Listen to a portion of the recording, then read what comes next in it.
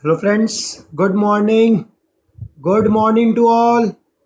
Good morning to all. So how you all are? Good? Doing well? Yes? So how is the strength of material going? Yes? Come on, comment here. We are almost completed the 50% portion of the strength of material, right? So how is the subject? Is it tough? Is it still tough for you? Yes? Okay, so myself Abhishek sir, those who are new, those who are not knowing me, those who have attended the first lecture, so for them, or the only one or two lectures for them, I'm Abhishek sir. I have been teaching in this field since 5 years. Okay, and I have taken classes in both English and Hindi throughout India. Right, I have visited many places across India for teaching, and this is my around 150th lecture for the strength of material. So you should be very much enthusiastic to learn from me, right? And the subjects that I've taken, you can see, that is strength of material, structure analysis, geotech, open channel survey, environment, and CPM part. So for your information, as we have discussed day before yesterday, that we are going to start the RIV batch from the 15th of June on the Unacademy Plus, and also on the regular batch of Unacademy I will be taking structure analysis in the June session. Structure analysis is one of my major subject, one of my best subject, right? As a teacher I say that this is my favorite subject for teaching, that is structure analysis. Okay, because I feel this is the subject which every students demand, and they want that this subject should improve, because this is a subject which everyone wants to get the marks. Okay, so for if you are going for the subscription, you can use my code, that is BHAR10. Abhishek Bhartiya is my name, that's why I kept the code BHAR10. So use this code, get the subscription, you can get 10% discount, right? So I'm going to start my lecture.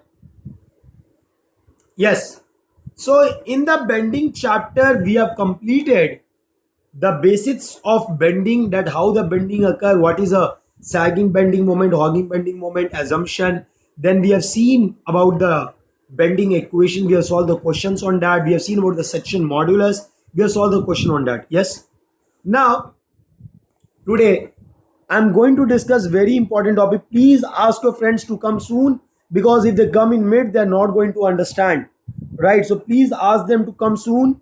Please ask them to come soon. Yes, yes, yes. That's why in the first part today I taken 1 or 2 minutes, just because I want more and more people to join.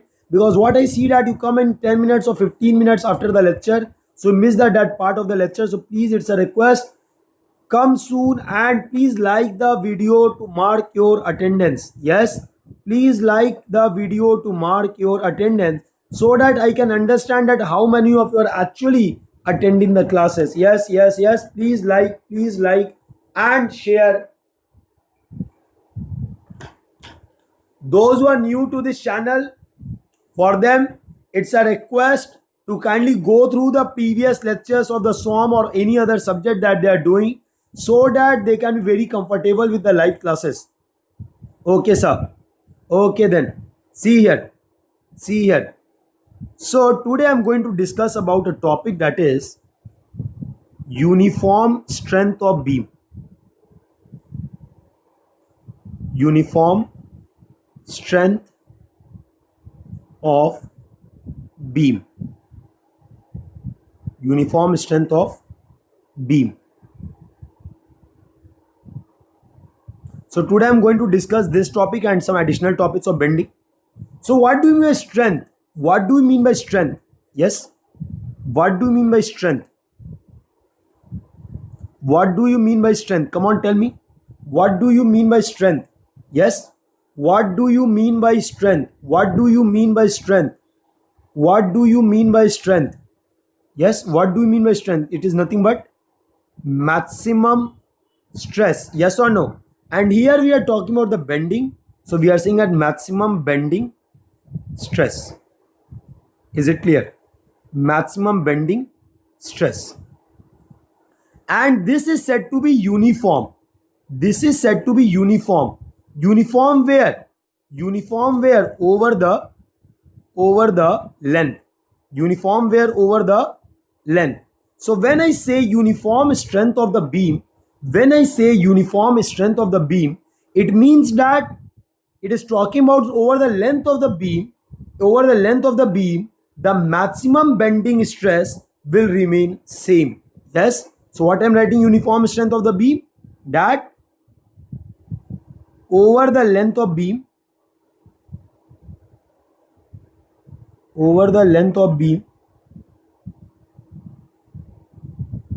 maximum bending stress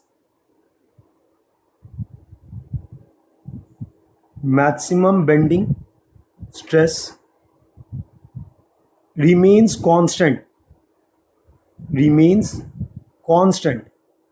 Is it clear? So this is the meaning of uniform strength of the beam. Is it clear? So this is the meaning of uniform strength of beam. Okay. So suppose I am taking a prismatic beam. Okay. I'm taking a prismatic beam.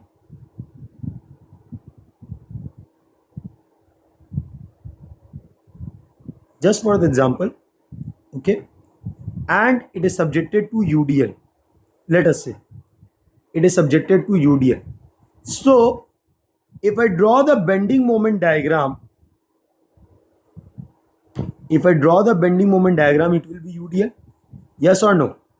So if I take two sections on the beam, suppose one is H1, other is H2. Okay. So we can see that the bending moment at section H1 and bending moment at section H2 are not same.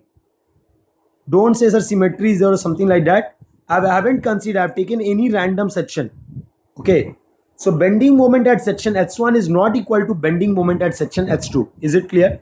Now, what is sigma bending mass of H1 section? Yes, sigma bending mass. When I say sigma bending mass, you have one equation, M is equal to sigma mass into Z. If you remember, yesterday only I have taught this. Yes, remember? No. So sigma bending mass, what I can write? M by Z. Can I write M by Z? Yes or no? And what is M?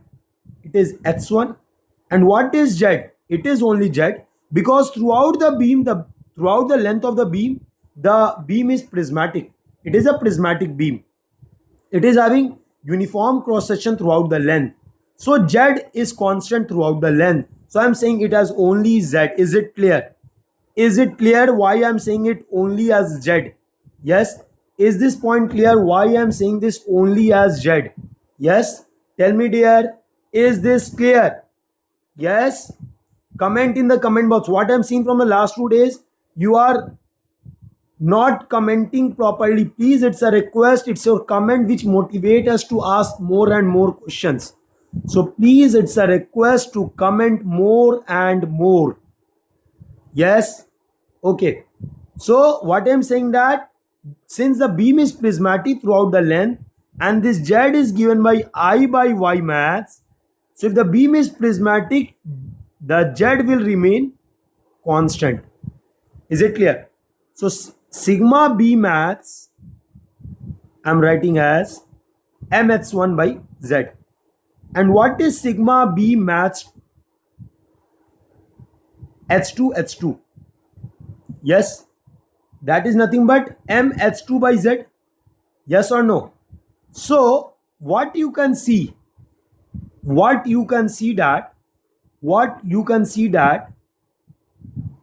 since mh1 is not equal to mh2, therefore sigma B mass h1 is not equal to sigma B mass h2.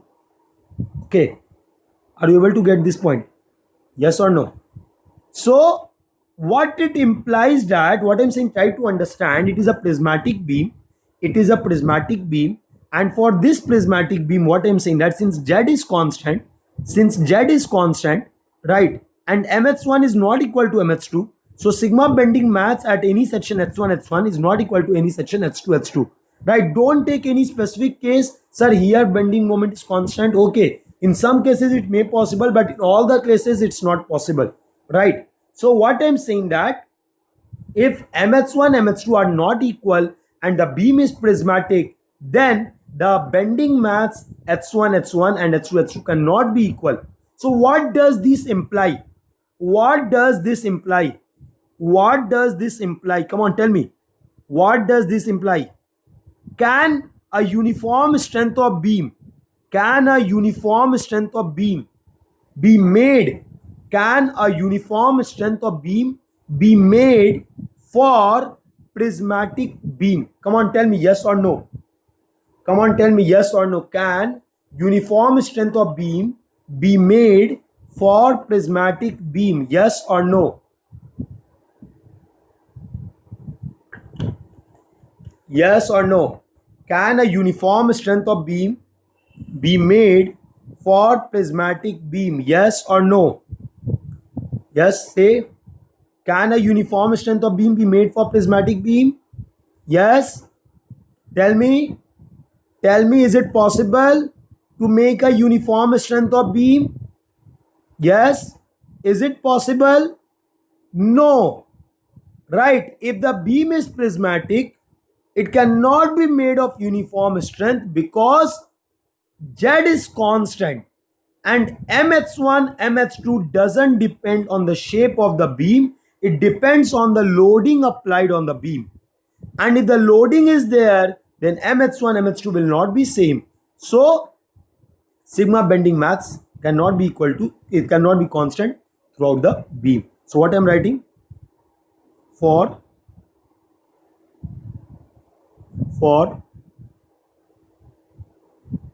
prismatic beam,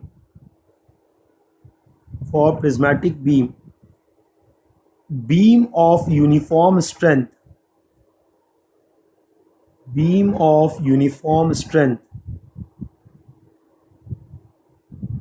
cannot be obtained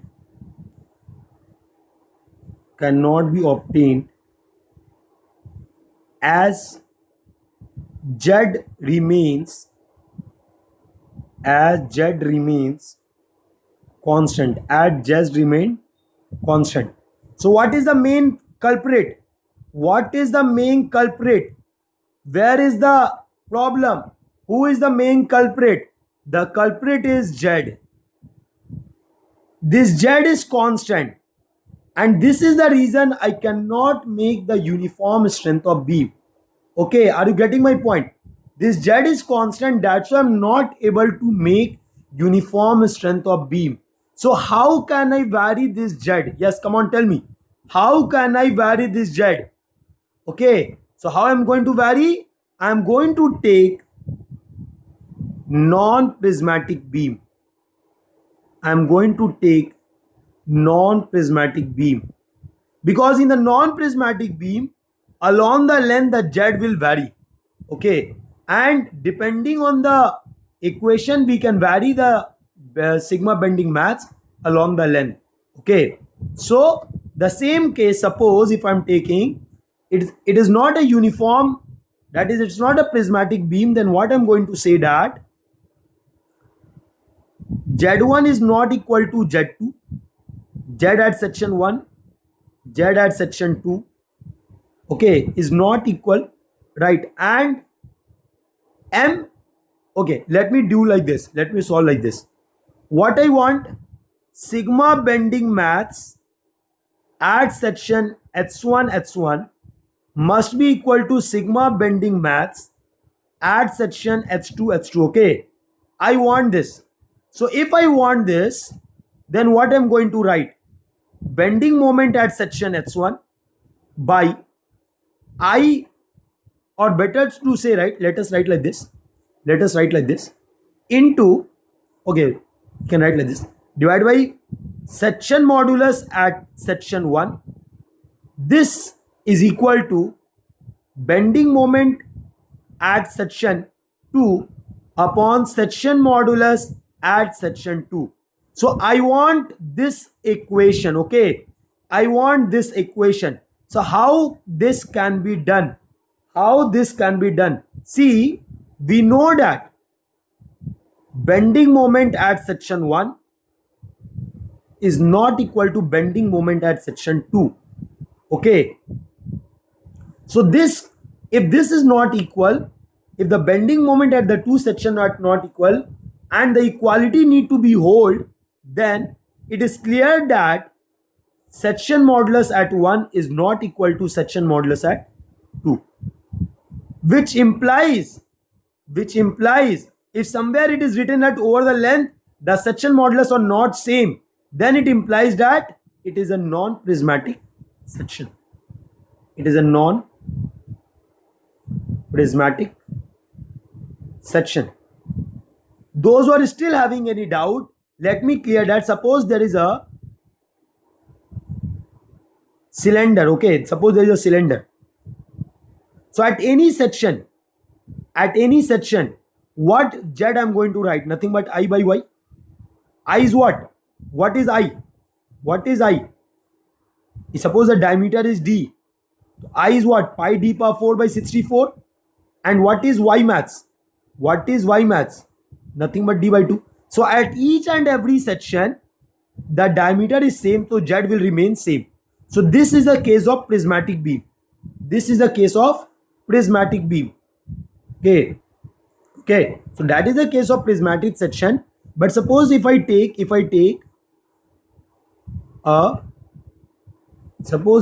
a non-prismatic section like a tapered circular rod, okay, so you can see that the diameter at each and every sections are changing. Yes or no? Okay, so if suppose the diameter is D1, D2 and so on, so the correspondingly Z1, Z2 you are going to obtain. Getting my point? So Z1, if I'm right, what I'm going to write? Pi D1 to the power 4 by 64 divided by D1 by 2.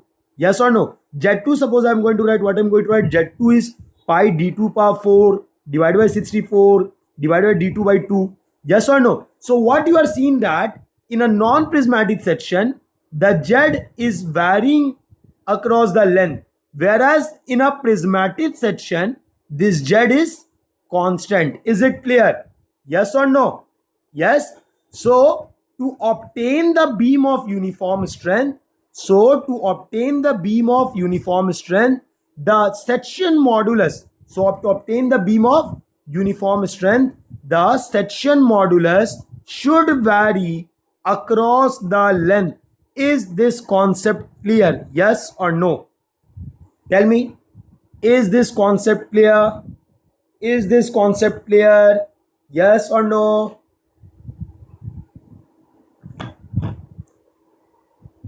Yes? Is the concept clear there? Yes? What I'm saying, try to understand. Those who have joined just now, please listen. Please, it's a request, come on time. I'm talking about the beam of uniform strength. Okay, I'm talking about the beam of uniform strength. And when I'm talking about the beam of uniform strength, it means that the maximum, because strength I clearly referred as maximum bending stress. Okay, so when I'm saying a beam is having the uniform strength, it means over the length of the beam, the maximum bending stress remains constant.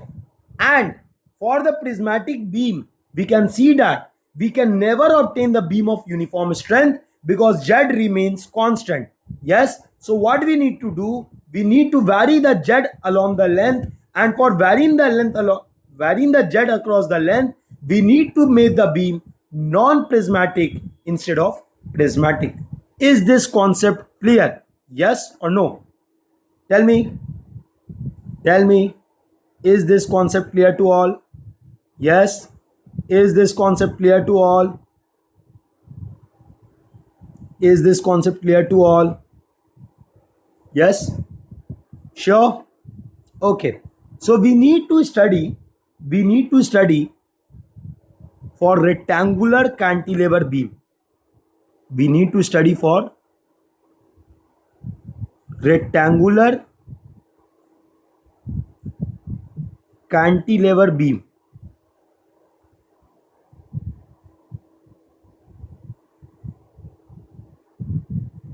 For rectangular cantilever beam, right?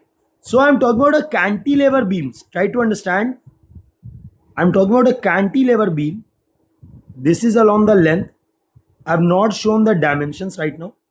This is along the length, okay?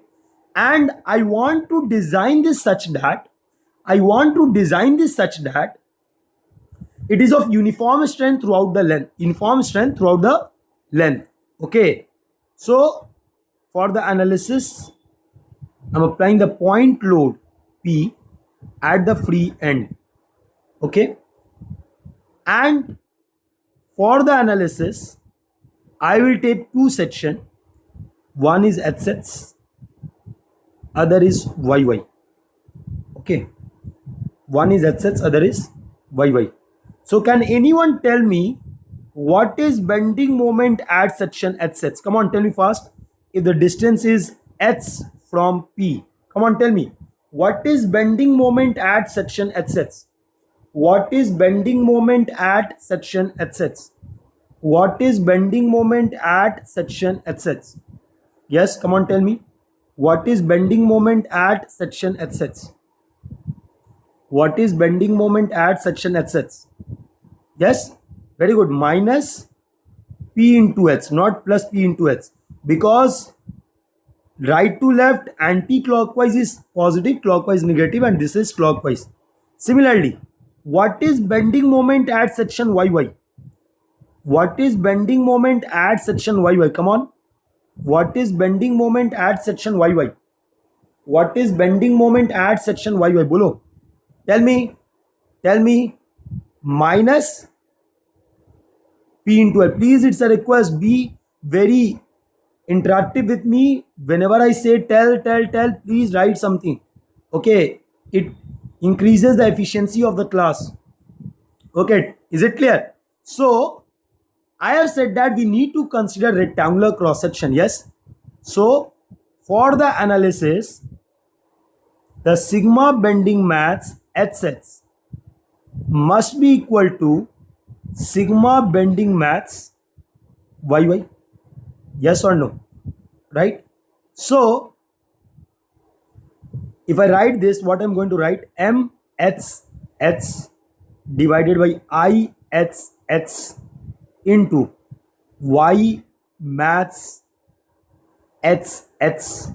This is equal to MYY by IYY into Y maths YY. Okay, YY is nothing but a section. HH is nothing but section.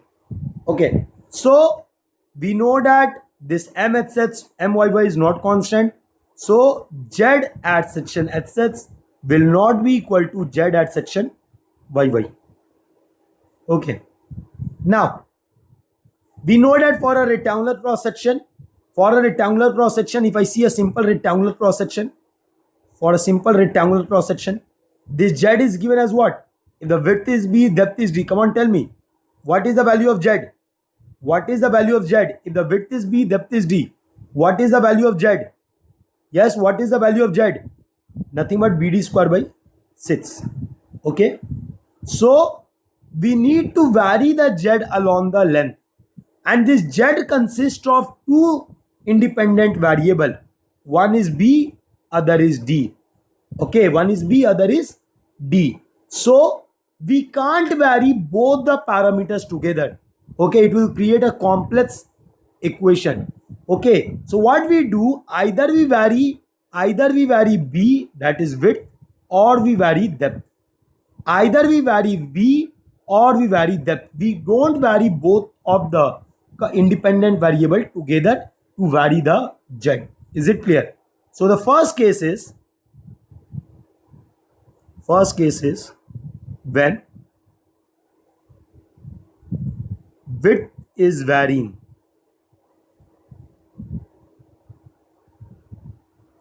When width is varying. So first I need to vary the width. Okay. The first I need to vary the width. Okay. First I need to vary the width of the cross section. Okay, so along the length, along the length, along the length, depth is kept constant. Along the length, depth is kept constant, and along the length, width will vary. But how the width will vary? See, if I draw the bending moment diagram, we know that the bending moment diagram look like this. Yes or no? We know this. Yes or no? This is the variation of bending moment diagram. Yes. So what do you see? Along the length, the width is increasing from, that means the bending moment value is increasing from right to left. Okay. So the maximum value we give at the maximum bending location, minimum value we give at the minimum bending location, and intermediate value will give at the intermediate bending value, bending a moment value.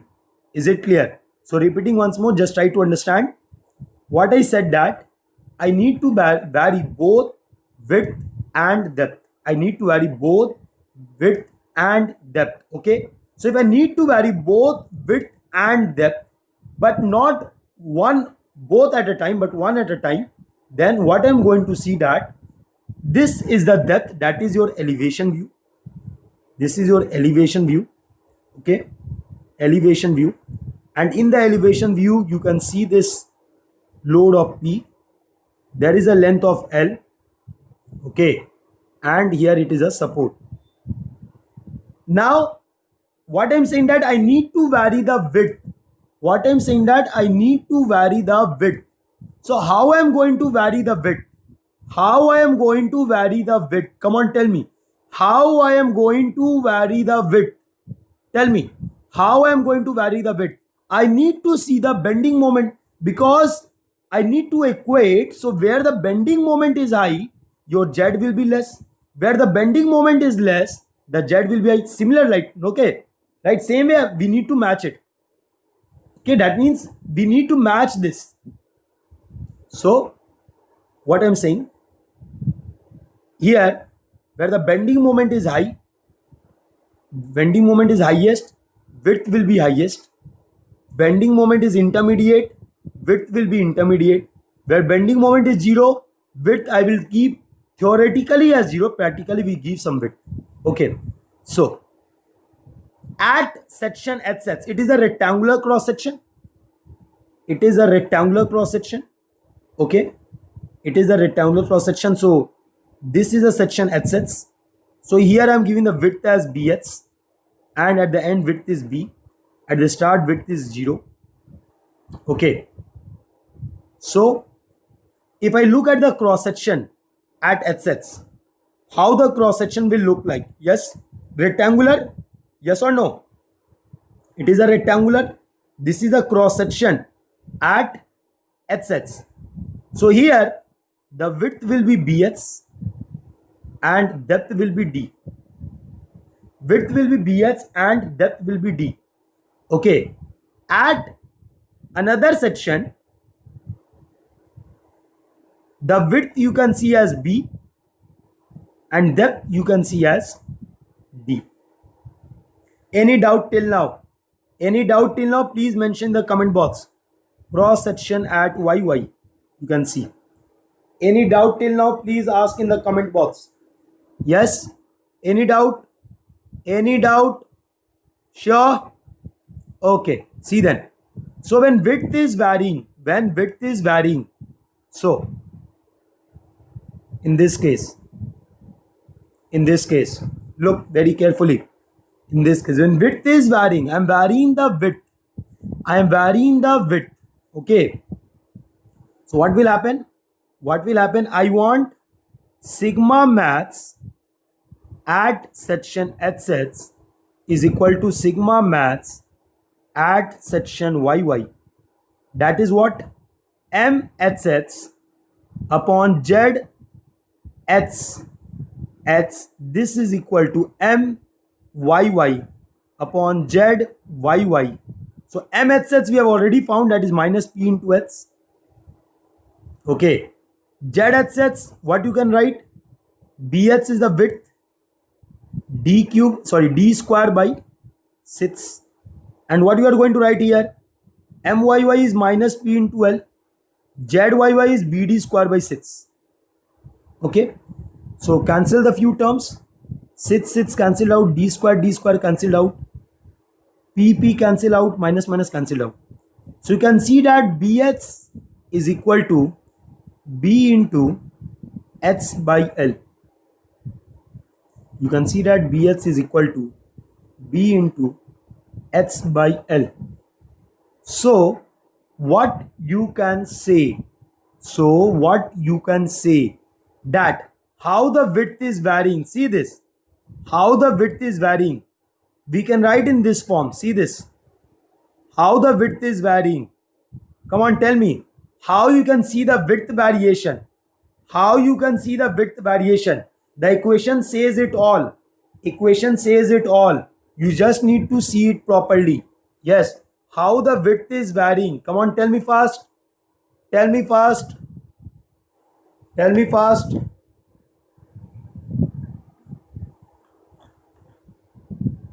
Yes. How the width will vary? How the width will vary? Come on, tell me. How the width will vary? It will vary linearly. Yes or no? See, that's the power 1. Yes or no? So the width variation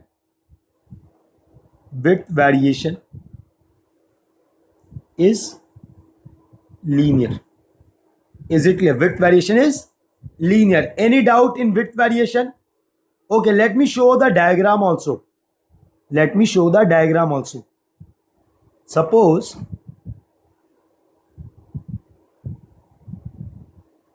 I will visualize you the beam. Don't worry. I will visualize you the beam.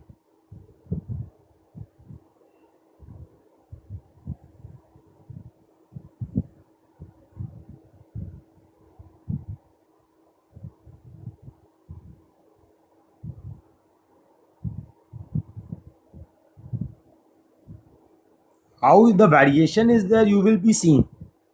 See this.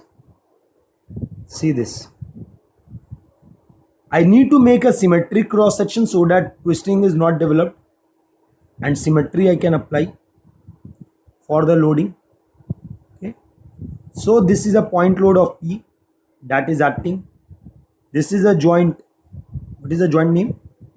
I'm not giving a name, so let me give the name. This is A, this is B. And this length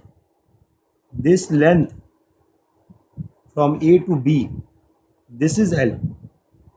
This length from A to B, this is L. Okay. Better to say if you draw like this, you will understand. Otherwise, you will get confused. You can take this from here. See this line. Okay. See this line. This line is representing L. This center line, the length of that line I am saying as L. That's the length of beam. The depth is constant throughout. You can see that the width is 0 at the center, that at the end, and B at the fifth support, and at any intermediate point it is BH. So this variation is linear. Is it clear? So this is the way we vary the width. Along the length for the non-prismatic section, for making the uniform strength of beam. Is it clear? Yes. Is this point clear, sir? Is this point clear? Yes or no? Yes or no? Yes or no? Tell me. 3D feeling, I got the 3D feeling? Yes or no? Got the 3D feeling? Yes or no? Yes? Good. So please, those who haven't liked the video till now, please like it. Please like the video so that we could also understand how many of you are attending the class. Okay. So this is the case when the width is varying. The next case I am going to look when depth is varying. Now width will be constant. I will be varying the depth along the length. Okay. So when the width is constant and you look in the plan view, you will get the uniform, you will see the uniform beam because you are looking in the plan view. In the plan view, okay, you are looking from the top, and this point load you can see acting over here because you are looking from the top and point load is vertical, right? So you can see just a point, not the direction of that is point load height.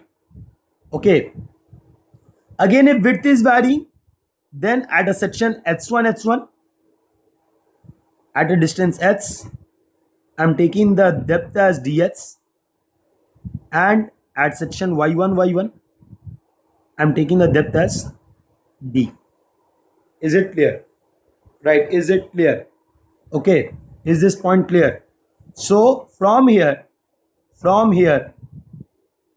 what I'm going to see that sigma max h1 is equal to sigma max h2.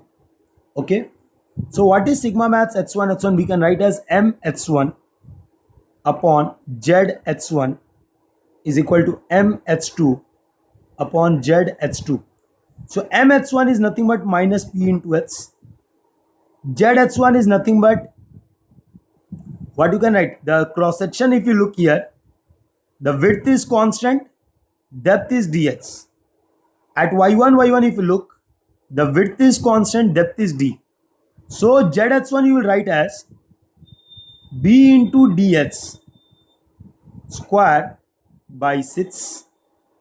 mh2 you will write as minus p into l, and zh2 you are going to write as bd square by 6.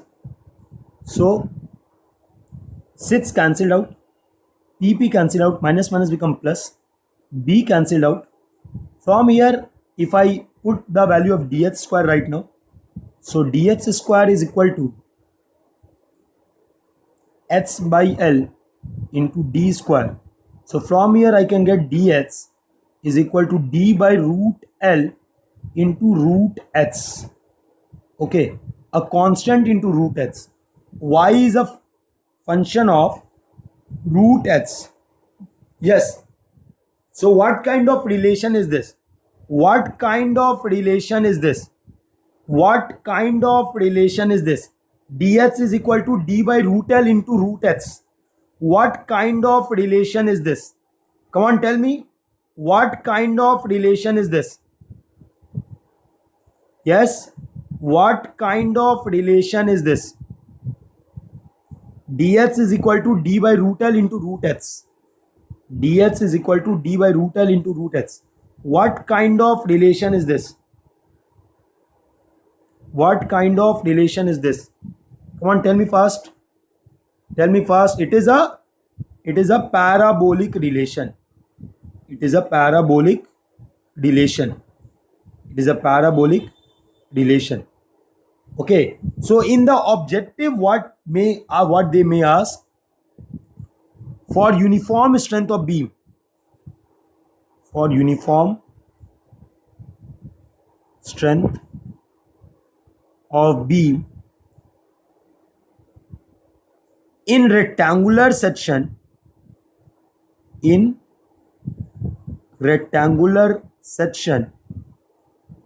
the first thing I can write, when depth is constant,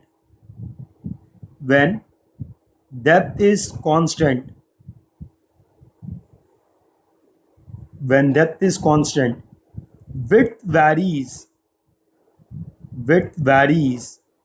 what? Linearly. This linearly term is asked in the objective.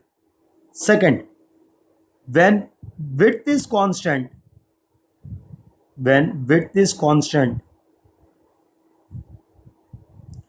depth varies parabolically. Is it clear? Yes or no? Is this point clear? Okay. So just put it in the note.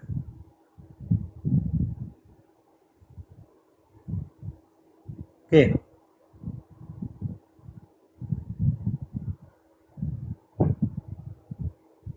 Just put this in the note, right? It is directly asked in the objective. So any doubt till now? Any doubt till now? Please ask. Any doubt till now for the uniform strength of beam? Any doubt till now for the uniform strength of beam? Yes, please ask. Any doubt regarding uniform strength of beam? Please ask. Any doubt regarding uniform strength of beam?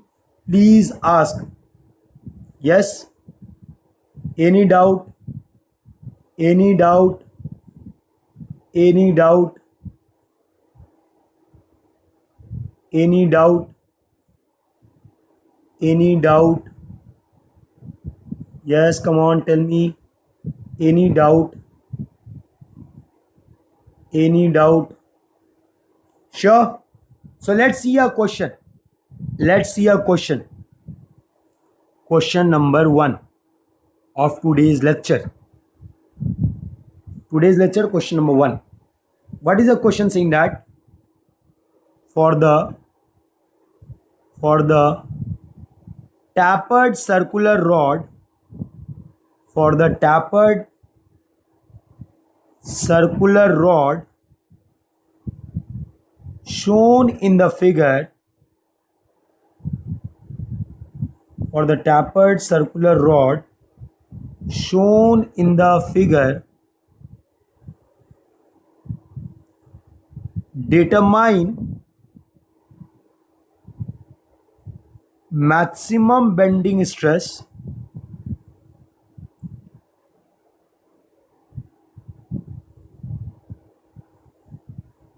in the beam.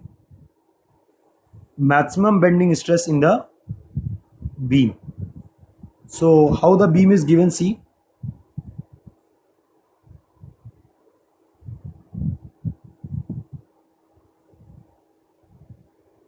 there is a tapered circular rod,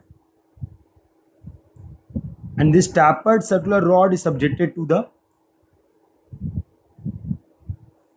point load P of 30 kilonewton. Okay, the length of the beam is 2 meter. The length of the beam is 2 meter. The diameter at the two section, that is D1 and D2, are 200 mm and 400 mm. Okay, the diameter at the two section, that is D1 and D2, are 200 and 400 mm.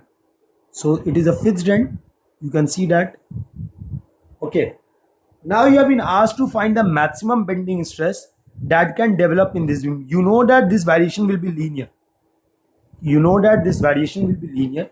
So you have been asked to find the maximum bending stress that can develop in the beam. Okay, this is a non-prismatic beam, and it is not said that it is a beam of uniform strength. So don't apply that concept. Okay, it is said that throughout the beam, what is the maximum bending stress? Throughout the beam, if I look, what is the maximum bending stress? Yes, throughout the beam, if I look, what is the maximum bending stress? So first of all, someone suggest me how to solve. Someone suggest me how to solve. Someone suggest me how to solve. Yes, someone suggest me how to solve. Right, someone suggest me how to solve. Yes, yes, someone suggest me first how to solve. See, it has said that maximum bending stress. So can I find bending stress at any section? Just listen to me. Just listen to me. Look at me. What I'm saying, that can I find bending stress at any section? If I take at a distance x and I take a strip of length dx, okay, and at that dx length, I find the maximum bending stress. I find that maximum bending stress, assuming that this the diameter is same throughout the length of dx. Okay, so I can find this diameter at the section at a distance x, right? I have already dealt such type of question. Remember the stress chapter? Yes or no? So in this case, what is told, that what I'm going to do, I'm going to find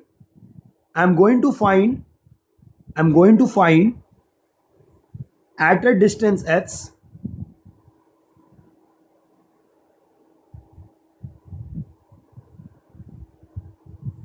I'm taking a strip of length dx. I'm taking a strip of length dx.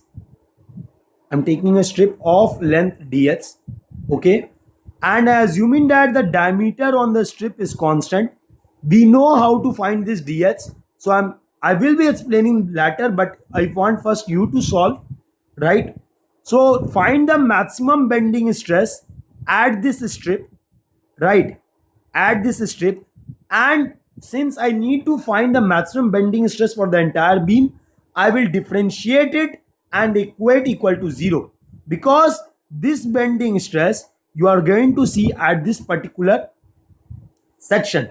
So over a length I need to find, I will be differentiating it with respect to h and equate it equal to 0. You will get the maximum bending stress value for the entire beam. Come on, solve. Come on, solve. Come on, solve. I'm giving you 3 to 4 minutes. Come on, get the answer. Get the answer.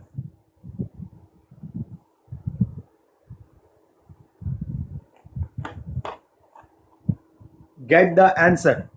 Yes. Get the answer, beta.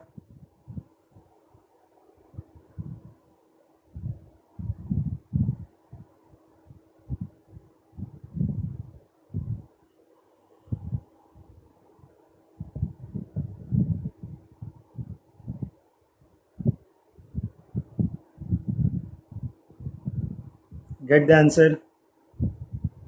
Yes. Get the answer. Get the answer. Get the answer. Try on your own. See what I told. Take a strip at a distance h of length dx. Assume the diameter at that strip is constant, right? Find the maximum bending stress at that strip, and for the entire length, differentiate it with respect to h, equate it equal to 0, get the value of h, and you can get the value of maximum bending stress. Come on, get it fast. Get it fast.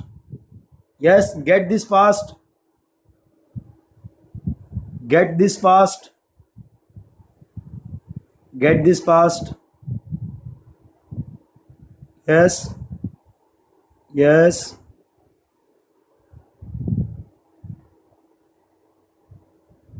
Get this fast.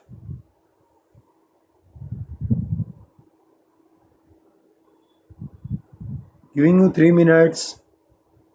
I'm giving you 3 minutes. Please get the answer. Please get the answer.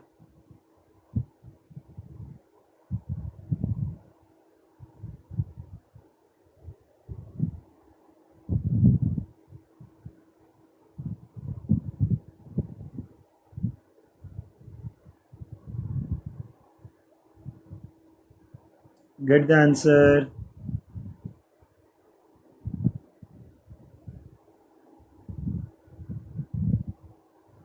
Come on, get the answer, dear. Get the answer soon. Yes. Yes. Get the answer. Get the answer.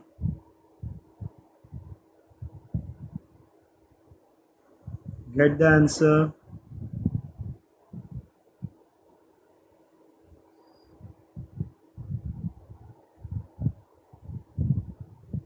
Yes. Get the answer.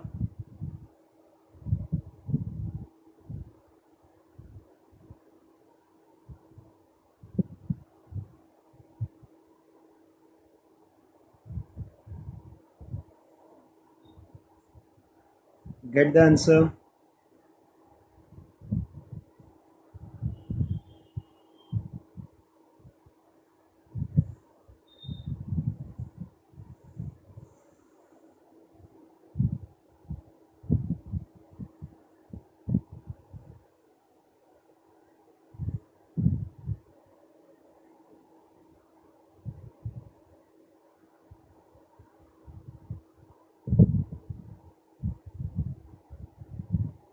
Yes. Get the answer. Get the answer, dear. Get the answer, dear. Yes. Get the answer.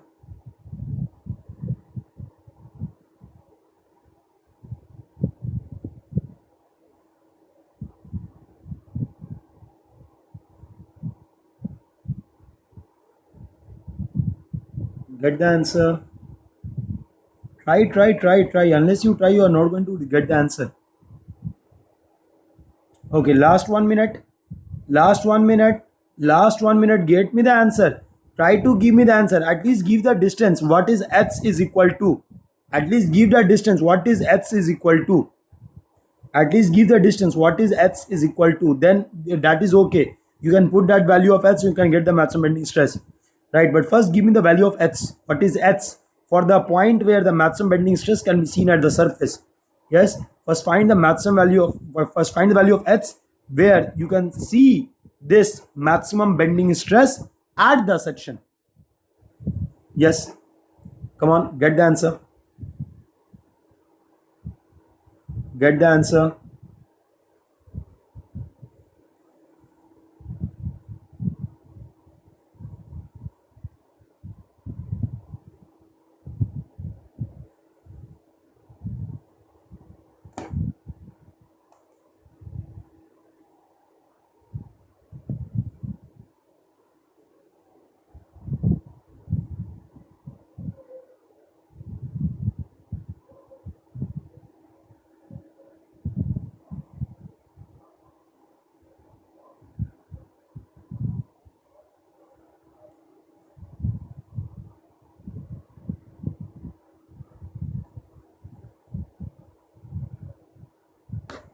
Okay, see now, time over. See then.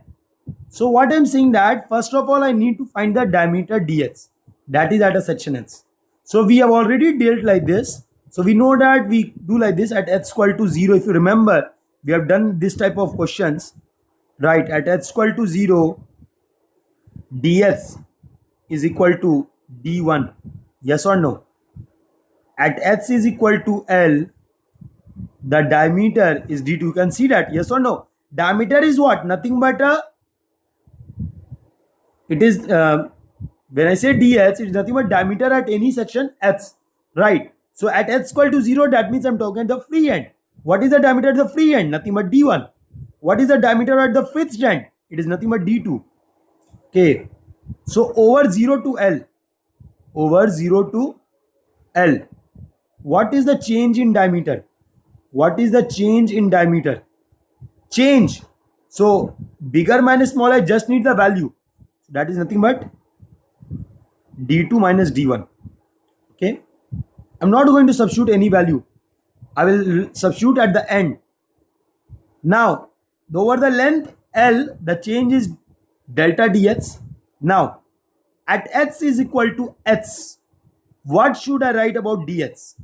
Come on, I am moving from right to left, so I'm taking d1 plus delta dx or minus delta dx. Come on, tell me. Plus delta dx or minus delta dx. Still this is not enough. Over 0 to L, it is delta dx. So over 0 to h, what will be delta dx? Nothing but d2 minus d1 by L. Okay, d2 minus d1 by L. Right, this I'm writing as k. Right, that is, just a minute, what I'm doing. Just a minute. Let me give some space, then only it will be good. Okay, so over 0 to L, delta dx is d2 minus d1. So over 1 meter, what will be the change? Over 1 meter, what will be the change? Nothing but d2 minus d1 by L. Right, so over h meter, what will be the change? Over h meter, what will be the change? Yes, nothing but d2 minus d1 by L multiply with h. So we know d2, we know d1, we know L. So it is nothing but k into h. Some constant multiply with h. So this is delta dx. Okay, is it clear? So this is the change that you are seeing over the length of h. This d2 minus d1 is a change that you are seeing over the length of L. This d2 minus d1 is a change that you are seeing over the length of 1 meter. Is it clear? So from here, what is diameter? What is diameter at h equal to h? Nothing but we can add something to the left right and free end diameter, that is d1 plus change over a length of h, that is nothing but kh. Any doubt in this? We have already dealt this earlier. Yes or no? We have already dealt this earlier, so you should not face any problem. Should not face any problem. You should not face any problem. Yes, you should not face any problem. Okay, so at h equal to h, we are getting dh equal to d1 plus kh. Now we got the diameter, right? Now I want to find the sigma bending mass. Sigma bending mass at h. That is, what is sigma bending mass at h? Nothing but mh upon z. Yes or no? mh upon z, or better to say, let me write this properly itself. We can write this as I neutral axis into y mass at h. So what will be this? What is mh? What is mh? See this? What is mh? What is mh? Look here. mh is what? What is the bending moment at section h? Moving right to left. What is the bending moment at section h? Moving right to left. What is the bending moment at section h? Moving right to left. What is the bending moment at section h? Nothing but minus p into h. Yes or no? It is minus p into h. And what is I neutral axis? What is I neutral axis? You are seeing a circular cross section of diameter dh. You are seeing a circular cross section of diameter dh. Okay. So what is I neutral axis? What is I neutral axis? Nothing but pi into dh power 4 by 64. Yes or no? And this multiply with y maths. What is y maths? What is y maths? What is y maths? Nothing but dh by 2. So from here, what we get? See, if you look, I haven't substituted any value till now. I am doing directly with the symbols. So what I'm going to get? This dh cancel 4 by 3. 2 cancel 64 by 32. Okay. So here it will come minus 32p divided by pi into h divided by dh whole cube. See, those who are saying, sir, you are very slow. For such type of question, I have to be slow. I don't have any option. If I increase my speed, you are not going to understand. Okay. Now I need to differentiate over the entire length. So I'm differentiating it because the function is h. So I'm going to differentiate with respect to h. And this is equal to 0. Is it clear? This we can also write this 32p divided by pi into h divided by dh we can write as d1 plus kh. So this I am writing as d1 plus kh whole cube. Is it clear? Is it clear? So from here, what I get? 32p by pi is constant. I need to differentiate h divided by d1 plus kh whole cube. Okay, and this I will be equating it equal to 0. So it is a form of u by v. Yes or no? It is a form of u by v. So what is the form? What is the differentiation of u by v? Yes, v du minus u dv upon v square. So what it will become? d1 plus kh to the power 6 upon v du d1 plus kh whole cube du, that is differentiation of h, that is nothing but 1. Yes or no? Minus u dv 3 d1 plus kh whole square. This is equal to 0. See how simple it has become. You might be doing, You might be getting tough calculations, yes or no? But see, by doing this, the calculation become very easy. It's 32p by pi d1 plus kh to the power 6. Okay, d1 plus kh to the power 6. Above it is d1 plus kh whole square. Okay, now inside it is d1 plus kh minus 3kh. Yes or no? See here, d1 plus kh, when you differentiate it, k will also come, right? So d1 plus kh minus 3kh, this is equal to 0. Now 32p by pi, this term 32p by pi, this cannot be equal to 0. Yes or no? That means this interior term will be equal to 0. Yes or no? So d1 plus kh, so you can cancel this also, it is power 4. So d1 plus kh minus 3kh upon d1 plus kh power 4, this is equal to 0. And for this term equal to 0, d1 minus 2kh must be equal to 0. That means h is equal to d1 by 2k. Is it clear? Is it clear? Yes or no? See, differentiation is there, mathematics is there, you need to apply. Okay. Now, we can substitute the value. d1 was 200. Okay. 2. K was d2 minus d1 by L. That is 400 minus 200. And the L is 2 meter. Now, the important thing is, are you considering the unit properly? See here. This d1 is in mm. Okay. This k is in mm by meter. So what will happen? Mm cancel out. So whatever answer that you are going to obtain will be in meter. Is it clear? So 400 minus 200, 200, 200, 200 cancel out. 2 cancel out, it's 1. So the value is 1 meter. That means at a distance of 1 meter, you are going to find the maximum bending stress at the surface. Is it clear? So I will be substituting this now. Sigma bending mass. The value which I obtained is 32p by pi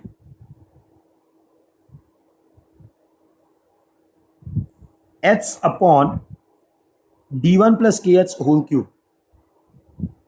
H upon d1 plus kh whole cube. Okay. H upon d1 plus kh whole cube. So h is 1 meter. H is 1 meter.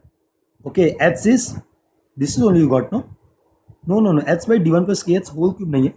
It's not d1 plus kh whole cube. It is h by d1 plus kh whole cube. Okay.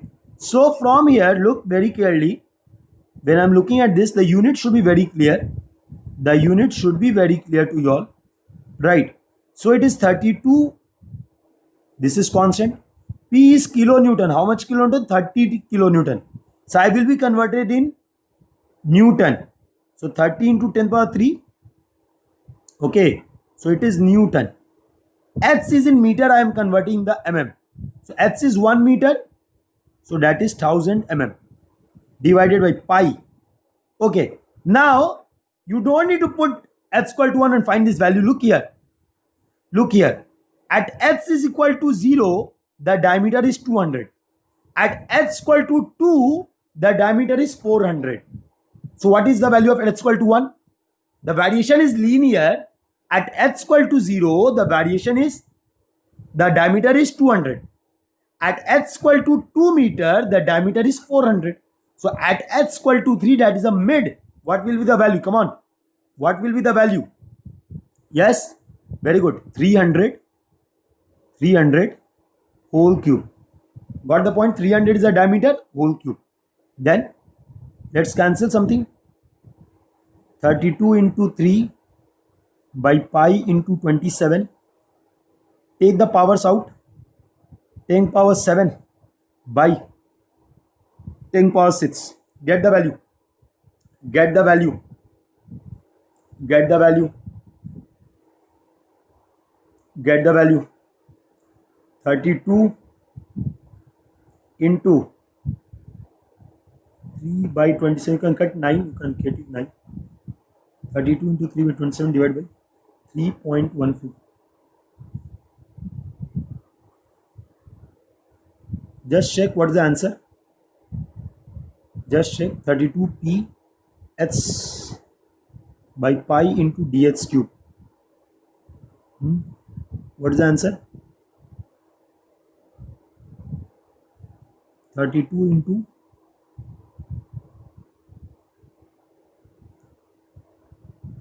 by pi into dh cube. 3 9s 27. So what we can get? Yes. What we can get? So what is the answer? It is 11.3 megapascal, because if you look at the unit, it is Newton mm, and the bottom it is mm cube, so it will be Newton per mm square. Okay, so that is nothing but megapascal. Any doubt? Any doubt? Any doubt in this question? Good question. Yes. Yes, enjoyed the question, right? Okay. Okay. Okay. Now we are going to study. Now we are going to study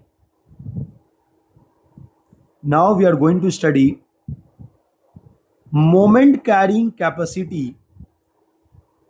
Moment carrying capacity. Carrying capacity of the rectangular section. Specifically rectangular section we need to study. So that's why I'm saying rectangular section. Okay, just see to it. Just see to it. Suppose there is a rectangular section. This is the rectangular section of width b and depth of d. Width b and depth of d. So if I have to draw the bending stress distribution, so if I have to draw the bending stress distribution, how the bending stress distribution look like? How the bending stress distribution look like?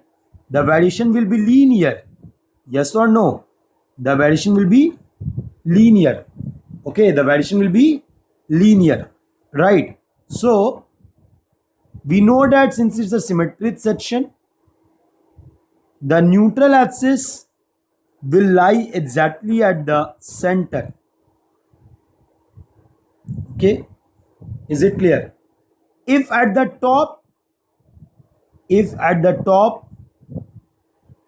there is a compression and at the surface the compression is maximum, then at the bottom there will be tension, that is below the neutral fiber, and maximum at the bottommost surface, that is sigma tension max. The reverse is also possible when the nature of bending will change. Okay, this you observed in case of sagging bending moment. Now I want to find the moment carrying capacity. I've already dealt how to find the moment carrying capacity using Z. Yes or no? For the entire cross section. Now I'm doing it in another way, although the answer will be coming same.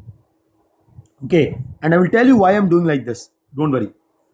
So this is a stress that you can see in the compression. So if I need to convert in the force, if I need to convert this in the force, so this will become force compression. Yes or no? This will become force compression, and this will act at the centroid of the triangle, and that is nothing but 2/3 of D. So that means this compressive force is acting at a distance of 2/3 of two-third of two-third of two-third of d by 2 distance from the neutral axis. Is it clear? Is it clear? Yes or no? Is it clear? Yes or no? Right? Similarly,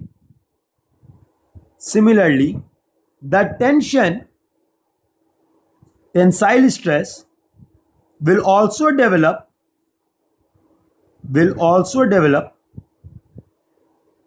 a resultant tensile force.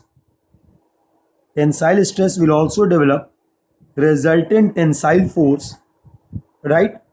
And this is also at a distance of two-third of d by 2 from neutral axis. Two-third of d by 2 from neutral axis. Is it clear? Got my point? Now, you are dealing with the equilibrium body or non-equilibrium body? Tell me. You are dealing with the equilibrium body or non-equilibrium body? Tell me. You are dealing with the equilibrium or non-equilibrium? Equilibrium body. So if you are dealing with the equilibrium body, then the force in compression must be equal to force in tension. Yes, the force in compression must be equal to force in tension, right? So this, if I write about this compressive force, so what is this compressive force?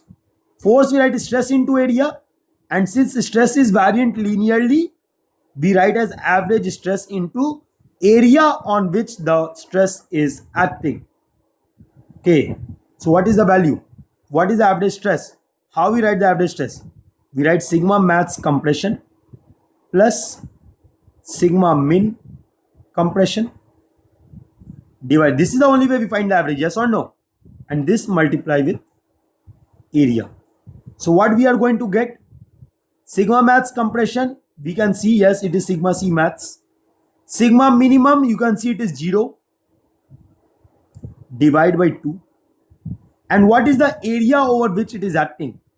Nothing but, you can see the width is b and depth is d by 2. Okay, this is the area over which it is acting. So area is bd by 2. Is it clear? So your maximum compression is sigma c max into bd by 4. Is it clear? Similarly, if I look at the force tension, it is average stress into area.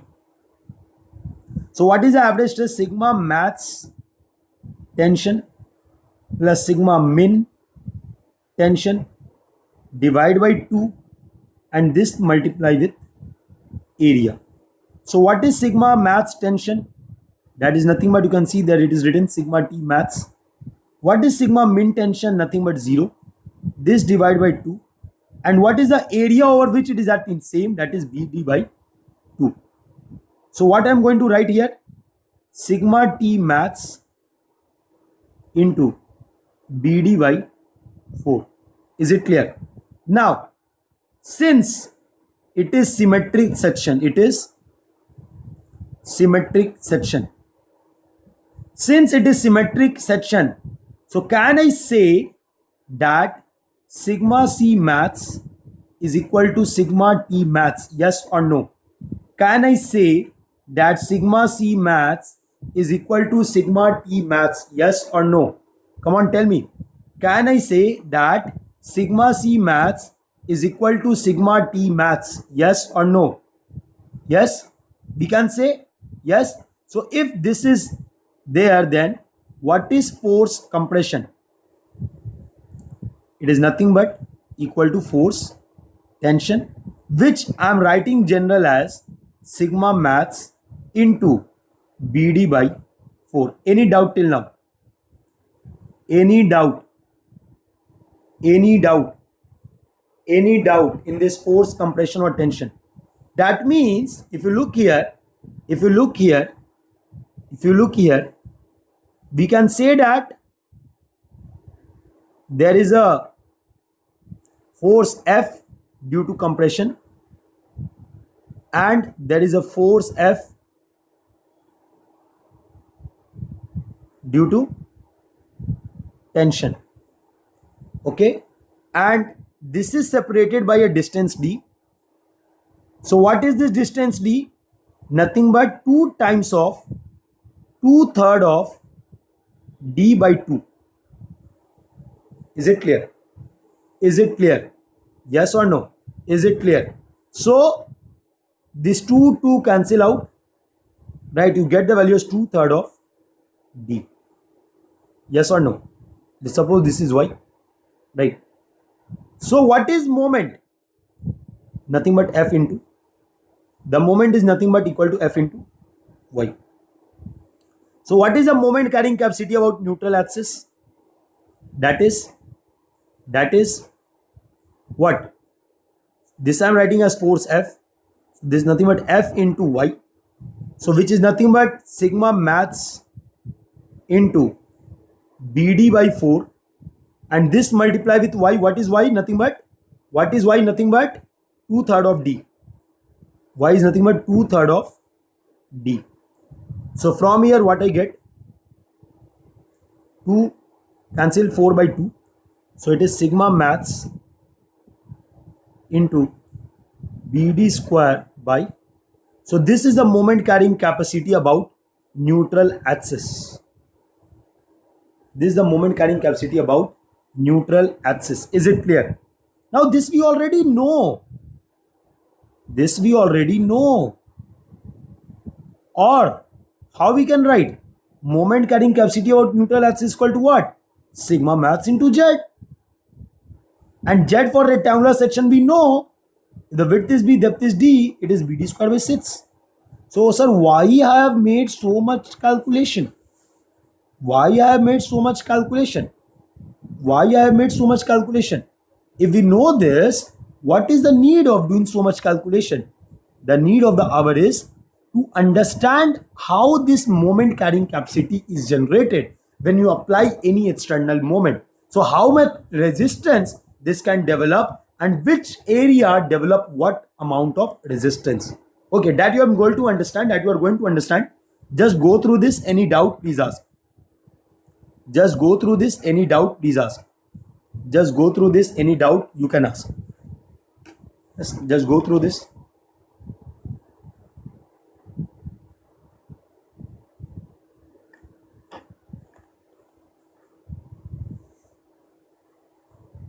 Just go through this. Yes. Yes. Want to see some magic? Want to see some magic? Yes. Want to see some magic? Just look at this. What will happen? Just see what will happen. How the moment resistance is developed. See, if suppose I'm taking two section. Okay, I'm taking a section. In this section, this is the neutral axis. Okay, so what will happen? Suppose you apply a moment of m. This is the external moment of m. Then we say that the opposite moment of m is developed. So how it is developed, that I'm going to explain. See, this is going to bend. Okay, if this is going to bend, then the stress is going to develop. In the top it is compression, in the bottom it is tension. So you can see that this moment that is external is converted in the form of couple from the left. Can you see that? Yes or no? Right, because here there is a compressive force and the other side it is a tensile force, both being equal, creating a couple. Is it clear? So this is external, this is external, this is external.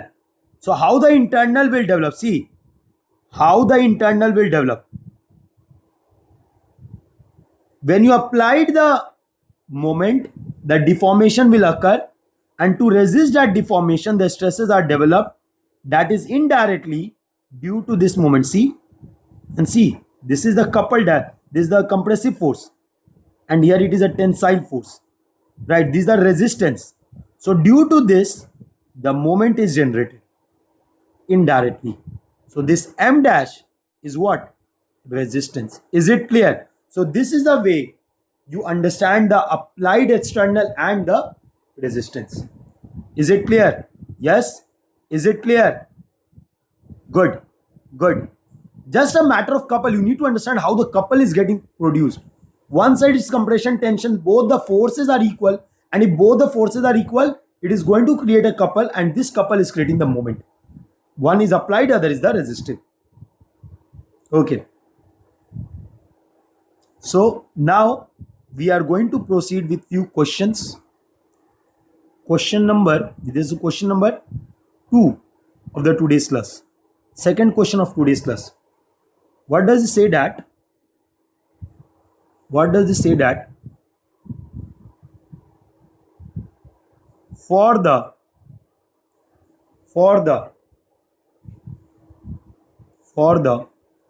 question number 2 says that for the rectangular cross section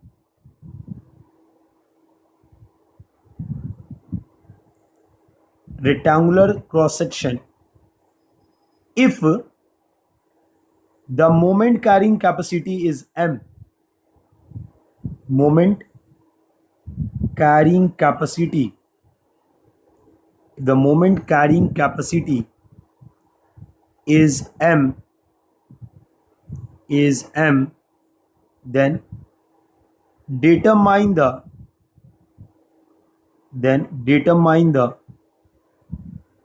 moment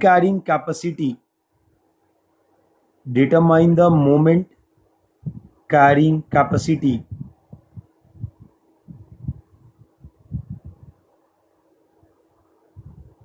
of middle third portion of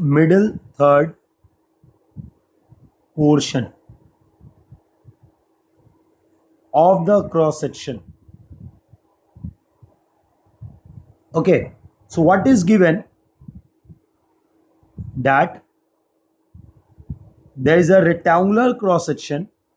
Let us say the width is B, okay, and depth is D. The moment carrying capacity of this entire cross section is M. So you have been asked what is the moment carrying capacity of this middle third portion, right? The middle third portion, when you say, you take this as a middle third portion, that is D by 3. Okay, so you need to find the moment carrying capacity of this middle third portion. You need to find the moment carrying capacity of this middle third portion.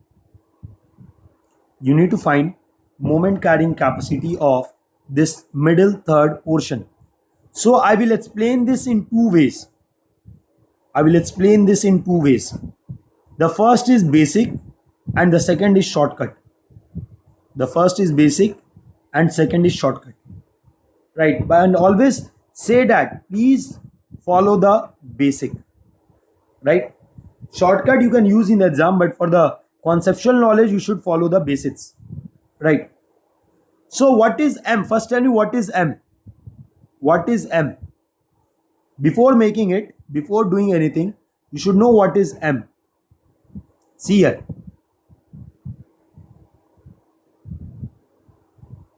If I say there is sigma bending mass compression at the top, sigma bending mass tension at the bottom. So let us say just write sigma bending mass. Okay. So what we can write as M? What is M? Nothing but sigma mass into BD square by 6. Yes or no? Yes or no? This M is equal to sigma mass into BD square by 6. Yes? Yes? Now, I need to find for middle third portion.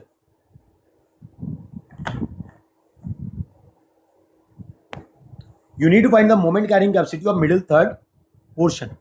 So if you want to find the moment carrying capacity of middle third portion, then you need to consider this area of the stress diagram where one is tension, other is compression. Can you understand that? You need to consider only this particular area. Okay. So see this. First of all, you need to find the maximum stress. Minimum is 0. So for this area, first of all, you need to find the maximum stress. See. So we know that symmetry. So it is d by 2 from the neutral axis. Then 1/3 of d by 2 is nothing but d by 6. Right. And any force that is acting here, that is force compression. Yes, this will lie at a distance of what? 2/3 of d by 6, which is nothing but d by 9. Is it clear? Similarly, from the bottom also, if I say force tension, so it will be again d by 9. Okay. Now, first thing is you need to find sigma max at this surface. This is the stress diagram for the middle third portion in compression, and in tension this is the stress diagram. So you can see the maximum and minimum value. You can find the value of forces in tension and compression. Both will come as same. So first you find the maximum value for the compression and tension in this region. Yes, find the force, and after find the force, try to get the couple value which is creating the moment. Try to find the couple value which is creating the moment. Okay, get me the value. Get me the value. Get me the value fast. This is 2/3, 2 times of d by 9. Okay, get the value dear. Get the value fast. Get the value.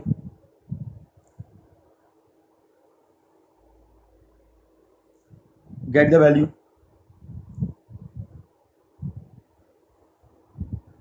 Yes, get the value fast. First of all, find the maximum value in the tension and compression for the shaded portion. First of all, find the maximum value for the tension and compression in the shaded portion. Yes, first of all, find the maximum value for the shaded portion in tension and compression. In tension and compression.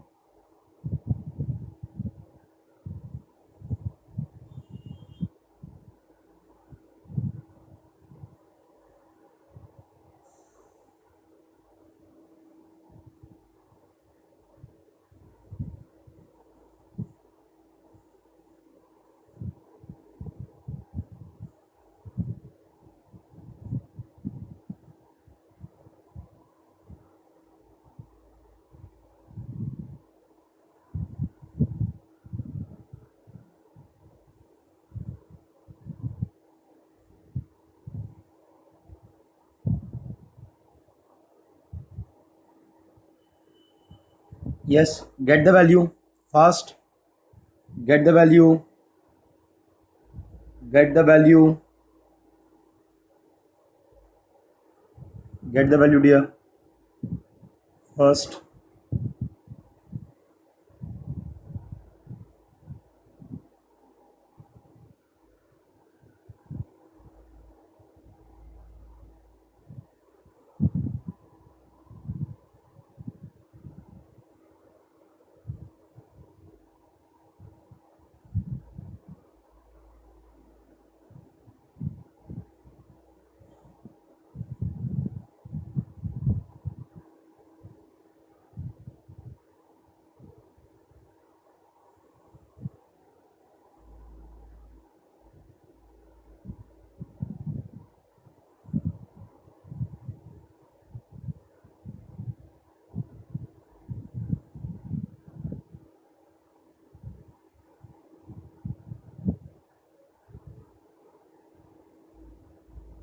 Yes.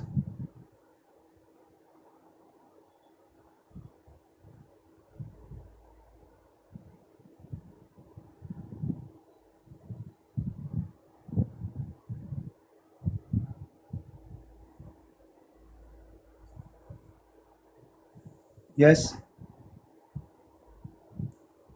tell me first. Okay, see then, see then, see then.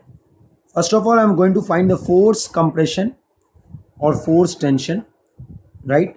So see, if I know that d by 2 the stress is sigma max, then d by 6 the stress will be what? 1/3. So it will be what? Sigma max by 3. Here also it will be what? Sigma max by 3. Yes or no? This we know. So force compression or force tension, what we can write? Sigma max by 3 plus 0 by 2. This is the average stress, and this multiplied with area. So what is the area on which it is acting? See this. This is one area. Can you see this? This is one area. So that is what? B into d by 6. Okay. So the value that you are going to obtain is sigma max by 6 into BD by 6. Okay. And moment carrying capacity about neutral axis will be what? F into 2D by 9. 2D by 9. So that is what? Sigma max by 6 into BD by 6 into what? 2D by 9. Is it clear? Is it clear? Yes, 2D by 9. Okay. So from here, see, 2 3 ja 6 cancel out. Yes, 2 by 3 ja 6 cancel out. So what we are going to get? What we are going to get? What we are going to get? See, I want to find M neutral axis by M. That is what? Sigma max into BD square by 3 into 6 into 9. And at down it is sigma max into BD square by 6. So sigma max cancel out, BD square cancel out, 6 cancel out. So you get the value as M neutral axis by M is equal to 1 by 27. From where you get as M neutral axis is equal to M by. So this is one way of solving. This is one way of solving. Shortcut method. More shortcut. More shortcut. See, if I forget there is any area other than this, if I assume there is a rectangle of width B and depth D by 3. Okay, depth of D by 3. Are you getting my point? And the maximum stress is sigma max by 3. That's it. Over. Game is over. So for this, what you are going to see? M neutral axis. We write maximum bending stress as sigma max by 3. And what will be the Z? What will be the Z? Nothing but B into D by 3 whole square by 6. Are you getting my point? So what you are going to get here? What you are going to get here? Sigma max into BD square by 3 into 6 into 9. Same as you got before. See this? Yes or no? So that is sigma max into BD square. That I am writing simple as 27 into 6. And from where you can write M by M neutral axis. Sorry, or M neutral axis by M is equal to 1 by 20. Got my point, sir? So it all depends on how you think for a particular question. Okay, how you think for a particular question, it all depends on that. Is it clear? Yes? Any doubt? In the second, the shortcut which I told, what I did, the maximum is sigma max by 3 because that is only the stress element I am seeing, right? And the cross section I am seeing as B and D by 3 because I am talking for the middle third portion. So width is constant, depth is D by 3, right? So instead of D, the depth is D by 3, no issue. Similar to jalebi वाला, है ना. वहाँ पे from there whether it's d or d by 3, what effect, the definition of z is same, no, that is width into height square by 6. So height is d or d by 3 or jalebi, what matters? Is it clear? So this is the way we find the m neutral axis. Any doubt? Any doubt? Any doubt? Yes. Any doubt in this? Any doubt in this? Any doubt in this? Any doubt in this? Sure? Sure? Okay. Last question for the day. Last question. Question number 3, I think. Third question for the day. For the rectangular cross section, for the rectangular cross section shown in the figure, for the rectangular cross section shown in the figure, determine force generated at the shaded portion, at the shaded portion, if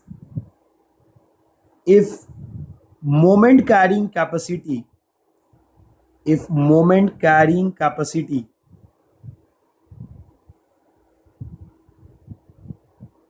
for entire cross section, for entire cross section is 6 kilonewton meter.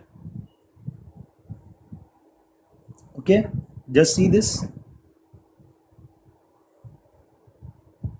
This is a cross section, okay, that is rectangular. The width of the rectangular cross section is given as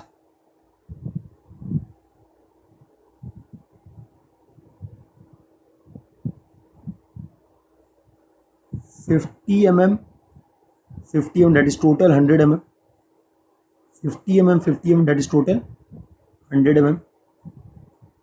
Okay, अगला है, next is, I'm speaking more Hindi, no, 75 mm,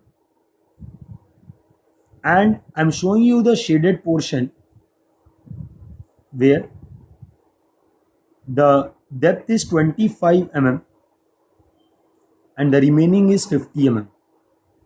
Okay, so I want to find the moment carrying capacity for this shaded portion, that is the force developed on this shaded portion. I want to find the force developed on this shaded portion. I want to find the force developed on this shaded portion. Yes? Yes? Will you try? Will you try? You have been given the moment for the entire cross section, right? First of all, find the maximum bending stress. Sigma bending mass, right? Though that you are going to find at the extreme fiber. Now find the sigma bending mass at this particular fiber, the distance you are seeing, right? And then from there you can find the force. From there you can find the force. Come on, get the value. Get the value. Get the value. Force is what? Average stress into area. So see the region, find the average stress, multiply with the area. Come on, find fast. Find fast. If you feel problem, you can draw the stress diagram also. And draw the stress diagram also. This is your stress diagram. So you can see that this is the region, right? This is 75. I'm talking at 25. So the first thing is find sigma max. Find this sigma max. and then find the maximum at this surface. Right, I'm saying this as sigma max 1. I'm saying this as sigma max 1. Once you find sigma max 1, you can find the force. Force is nothing but average stress into area. So you know how to find the average stress, you know how to find the area. Come on, get the value fast. Get the value fast. I'm giving you 2 minutes. I'm giving you 2 minutes. Get the answer. Yes, get the answer. Get the answer.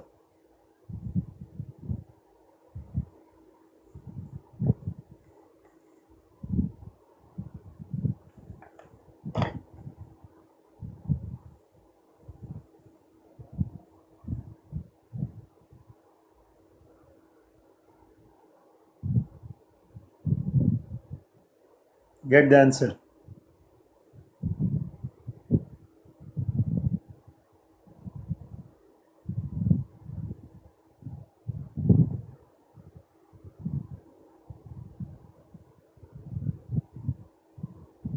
Get the answer.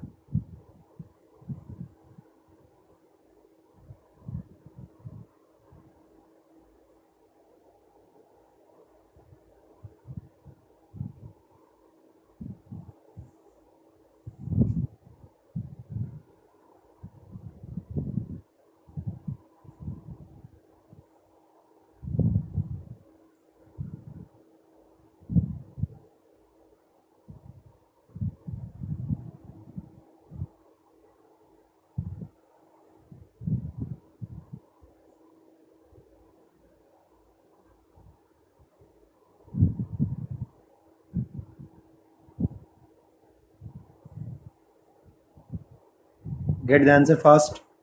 Find the force. Find the force. First find the sigma bending mass. You know how to find sigma mass. Find M. M is given. Z you can find. Get the value fast. Get the value fast.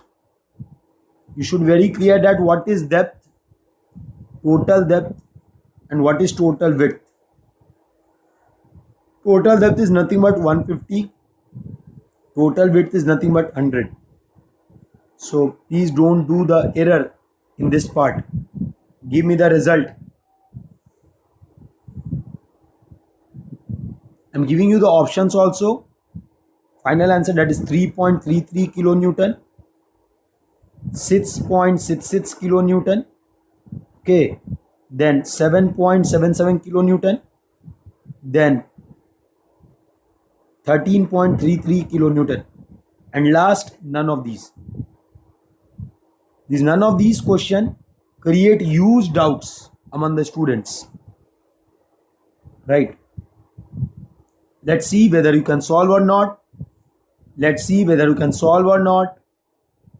Yes? Yes? Yes? Okay, shall I start?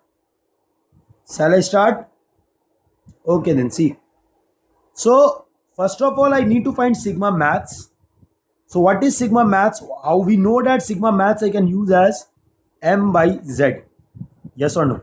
So, M is 6 kilonewton meter, that is 6 into 10 power 6. Z is 150 whole cube. Okay, let me write like this. I'm writing as 100 into 150 whole square by 6. Okay. So, what I'm going to get?